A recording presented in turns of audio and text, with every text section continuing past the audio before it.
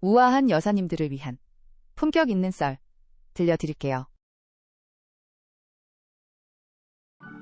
매주 금요일마다 반복되는 지방 출장길이었습니다. 기차 시간에 맞춰 서둘러 짐을 챙기고 있는데 아내가 평소와 달리 무뚝뚝하게 인사를 하더군요. 결혼 15년 차, 서로의 눈빛만 봐도 알 수 있을 만큼 친했던 우리 부부였는데 지방 발령 이후 주말 부부가 되면서 조금씩 서먹해지고 있다는 걸 느꼈습니다. 평일엔 전화통화로, 주말엔 잠깐의 만남으로 이어가는 결혼 생활이 벌써 6개월째였죠. 처음엔 서로를 그리워하며 더 애틋했던 마음이 어느새 피곤함과 귀찮음으로 바뀌어가고 있었습니다. 그날도 평소처럼 아내와 짧은 인사를 나누고 집을 나섰습니다. 기차역으로 가는 전철 안에서 휴대폰을 보다가 화들짝 놀랐습니다. 내일 오전 회의 때 필요한 중요 서류를 책상 서랍에 두고 왔다는 걸 깨달은 거죠. 발걸음을 돌려 다시 집으로 향했습니다. 반차를 내고 서류를 가지러 가는 길. 엘리베이터를 타고 올라가면서 문득 아내의 차가운 표정이 떠올랐습니다. 요즘 들어 부쩍 말수가 줄어든 아내가 걱정되기도 했죠. 현관문 앞에 도착해서 비밀번호를 누르려는 순간 안에서 들려오는 낯선 남자의 목소리에 손이 멈칫했습니다. 분명 아내는 오늘 휴가라고 했었죠. 혹시나 하는 마음에 귀를 기울여 보니 웃음소리와 함께 은근한 대화가 이어지고 있었습니다. 심장이 쿵쾅거리기 시작했습니다. 머릿속이 하얘지면서 온갖 생각들이 스쳐 지나갔죠. 6개월 동안 혼자 지내는 아내, 최근 들어 달라진 태도, 그리고 지금 이 상황까지. 현관문 비밀번호를 누르려는 손가락이 떨려왔습니다. 문을 열어야 할까? 그냥 돌아가야 할까? 망설이고 있는데 안에서 다시 한번 남자의 웃음소리가 들려왔습니다. 그 순간 지난 15년간의 결혼 생활이 주마등처럼 스쳐 지나갔고 이성적인 판단이 흐려지기 시작했습니다. 떨리는 손으로 현관 비밀번호를 눌렀습니다. 삐빅 소리와 함께 문이 열리지 않아서 부산한 움직임이 들렸죠. 심장은 더욱 빠르게 뛰기 시작했습니다. 거실로 들어서는 순간 눈앞에 펼쳐진 광경에 그대로 얼어붙고 말았습니다. 아내와 낯선 남자가 거실 한가운데 서 있었는데 두 사람 모두 앞치마를 두르고 있었고 테이블 위에는 온갖 요리 도구들이 널브러져 있었습니다.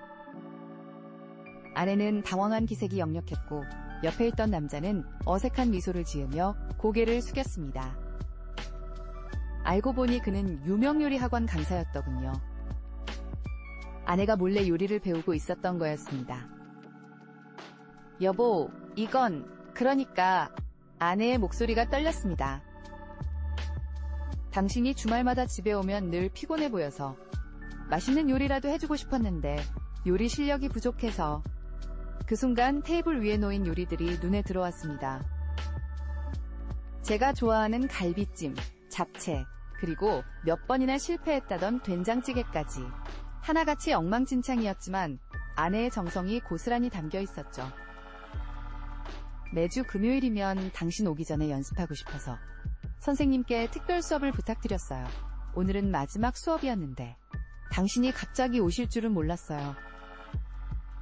아내의 눈가에 눈물이 고이기 시작했습니다. 그동안 차갑게 굴었던 이유가 이 비밀을 지키기 위해서였다는 걸 깨달았죠. 죄책감과 미안함이 한꺼번에 밀려왔습니다.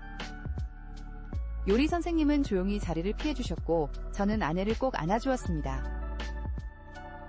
그동안 쌓였던 오해와 서운함이 눈 녹듯 사라지는 순간이었죠. 하지만 그때 주방에서 갑자기 타는 냄새와 함께 연기가 피어오르기 시작했습니다.